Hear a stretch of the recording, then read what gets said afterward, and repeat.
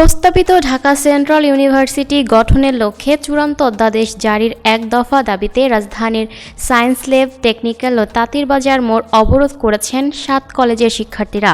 এতে যান চলাচল বন্ধ হয়ে যাওয়ার সৃষ্টি হয়েছে তীব্র যানজট।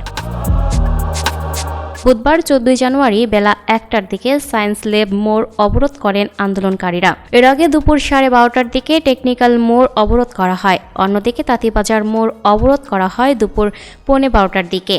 সরেজমিনে দেখা যায় অবরোধকারী তাদের দাবির পক্ষে নানা স্লোগান দিচ্ছেন। এসব স্লোগানের মধ্যে রয়েছে রাষ্ট্র তোমার সময় শেষ, জারি করো অধ্যাদেশ।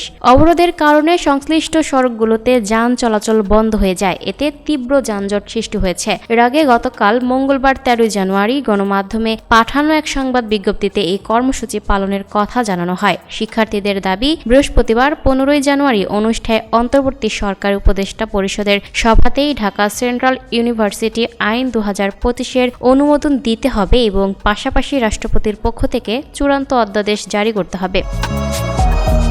Lucky Akter, up to date news, Dhaka.